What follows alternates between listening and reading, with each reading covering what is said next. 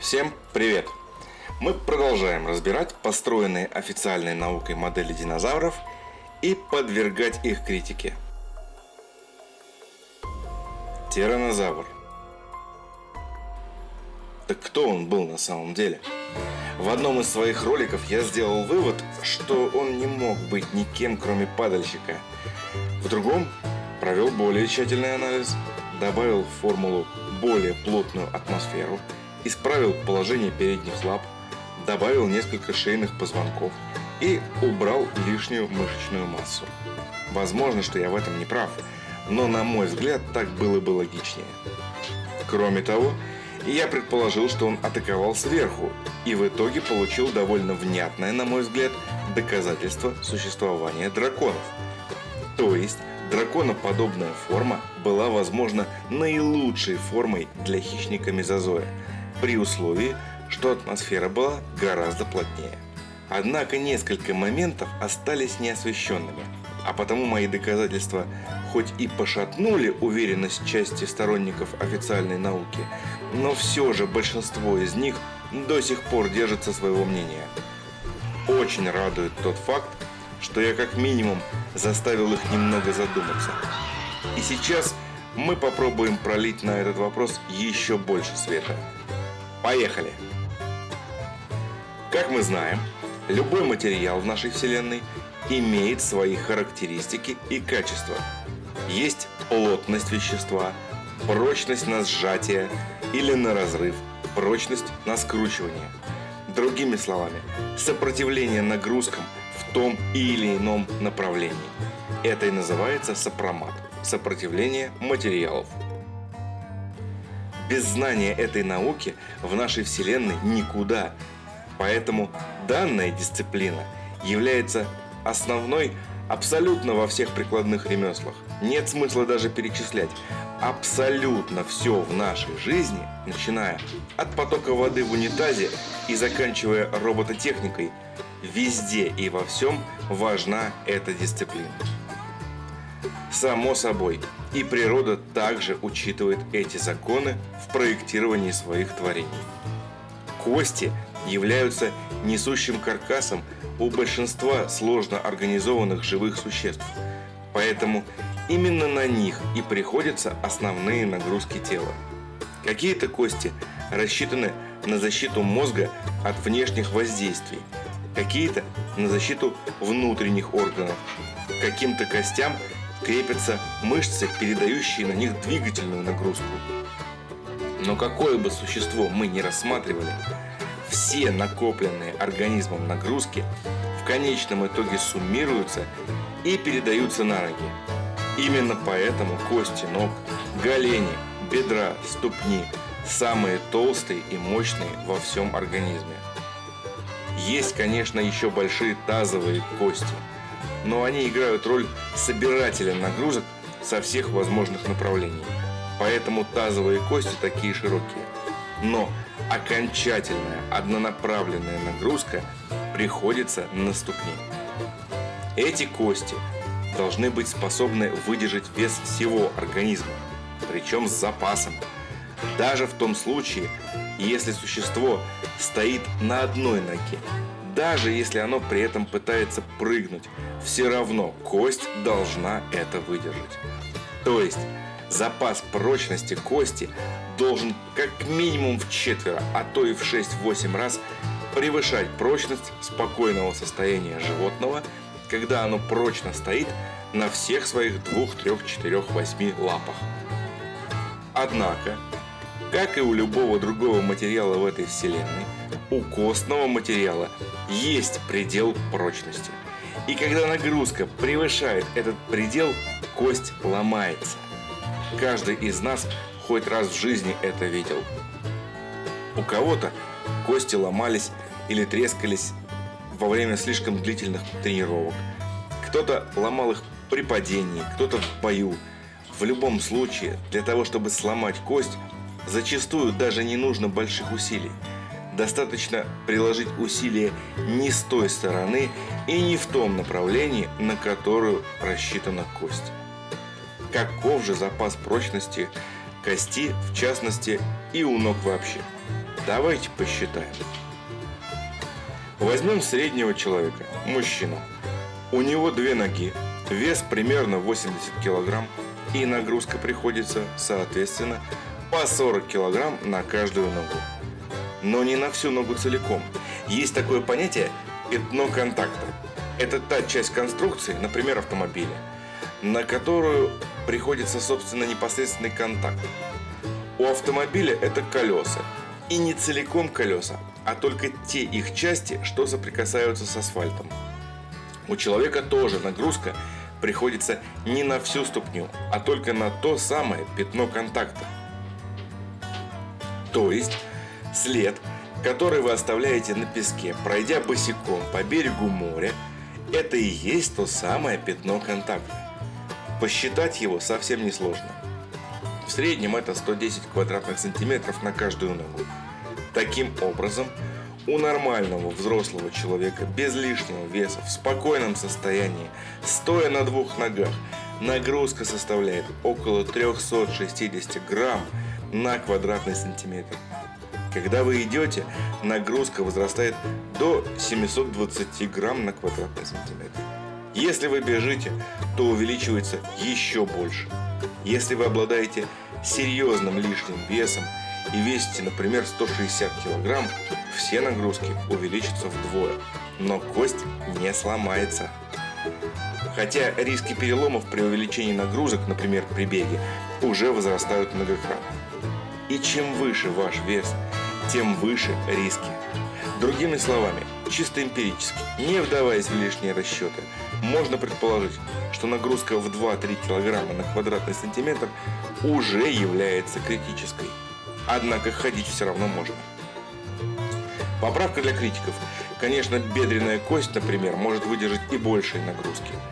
Однако она не соприкасается напрямую с поверхностью земли, а делает это через ступню, голень и амортизирующие связки и сухожилия.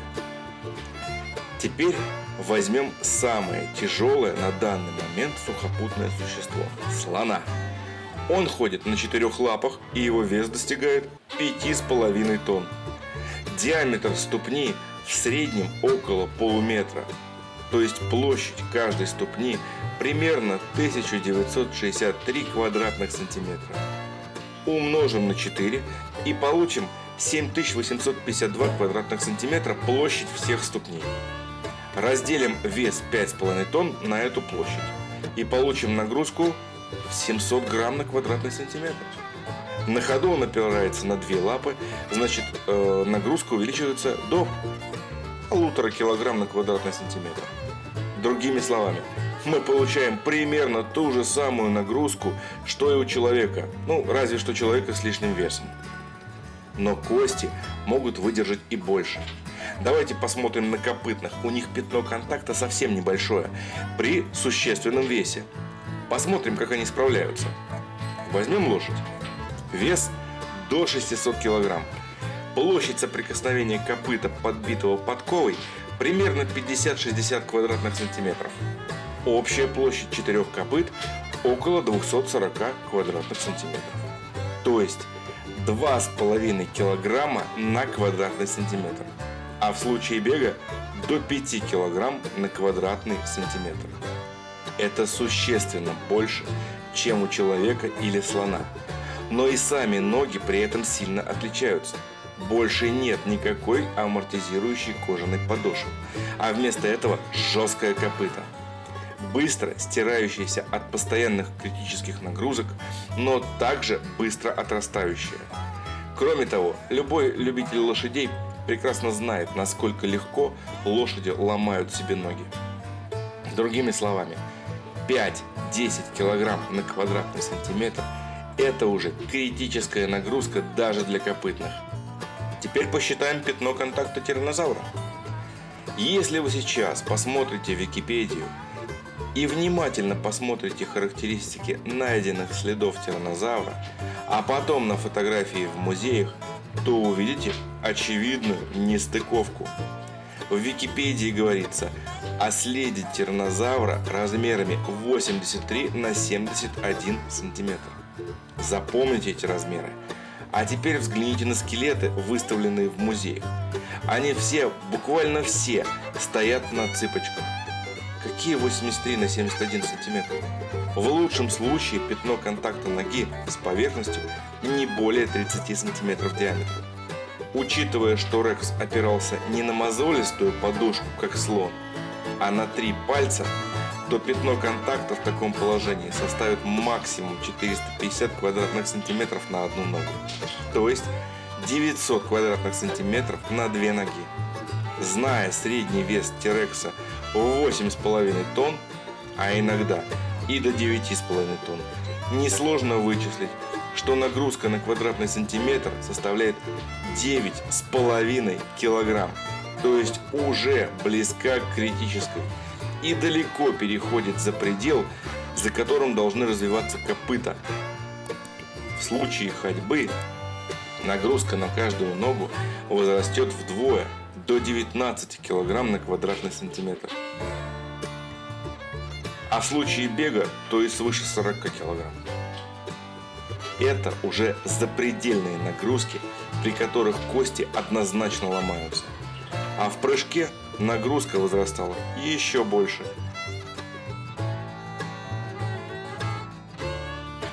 Чтобы испытать, что это такое, встаньте как балерина на большие пальцы ног. В этом случае нагрузка будет составлять около 8 кг на квадратный сантиметр в случае, если вы нормальный мужчина и стоите на 2 ногах. Прочувствовали? А теперь умножьте это на 4. Пальцы сломаете, без вариантов. Есть и еще одна нестыковка. Вот эти 2 кости стоят под углом друг к другу. Зачем? С одной стороны, это правильно. Создается серьезный амортизатор нагрузок. Однако необходимо очень большое количество сухожилий и мышц, чтобы удержать кости в таком положении постоянно. Не забываем, давление 9 тонн. Возможно, именно поэтому ученые рисуют ноги тираннозавра с таким количеством мяса. Однако есть и оборотная медаль. Такой вариант сильно увеличивает вес и создает дополнительные разрывающие нагрузки на кость. А поскольку она еще и пневматизирована, то есть на самом деле довольно тонкая, то ее просто разрывало бы на части нагрузкой от мышц. Однако скелет T-Rex существует. Вот он, перед нами, факт налицо. Что же в нем не так? Давайте снова посмотрим на природу. Может, она подскажет, каким путем пошла. В современной природе есть аналогичное существо. Правда, не динозавр, млекопитающее, но довольно странное. Это кенгуру. Посмотрим, как распределяется вес у него. Вы только посмотрите на его скелет. Те же 3 пальца на ногах, что и у Рекса. Вот так должна распределяться нагрузка. То есть ученые сознательно поставили сочленение голени и пятки не там, где нужно. А вот теперь вспоминаем, что написано в Википедии про след T-Rex. Длина 83 сантиметра, то есть почти метр. Давайте теперь пересчитаем нагрузку с самого начала с новыми данными.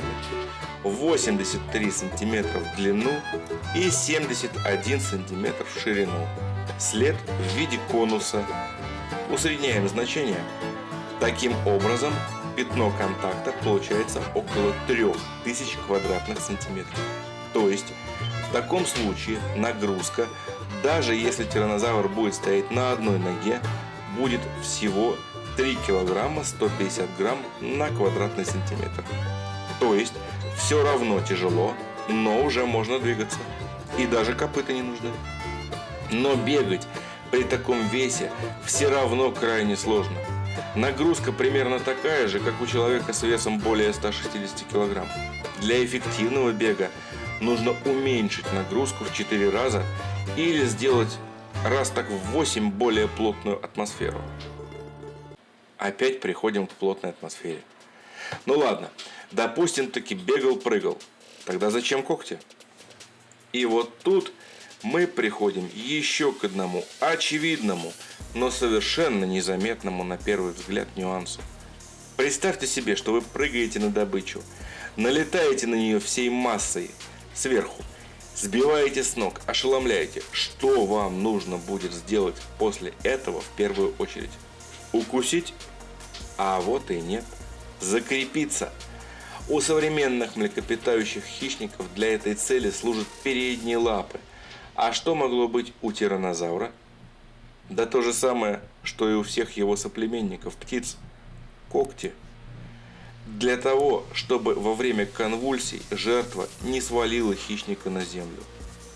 Посмотрите, какие когти для этого есть у орла, например, у совы. А что у тираннозавра? Только 3 передних когтя? А вот и нет. Вот недостающие когти. Палеонтологи скромно прячут их от глаз и бормочут что-то невнятное, но вспомните, природа не дура. Она никогда не будет отращивать ненужные органы. Раз они есть, раз они не атрофировались за сотни миллионов лет, значит они работали, причем постоянно. Ну и само собой, наличие этих когтей еще раз подтверждает гипотезу о том, что тираннозавр был обычным драконом и атаковал сверху в прыжке. Друзья, никто из нас не застрахован от ошибок. И если в логике моей увидите вы сбой, то не стесняясь, четко, грамотно и без запинок оставьте под видосом гневный комментарий свой.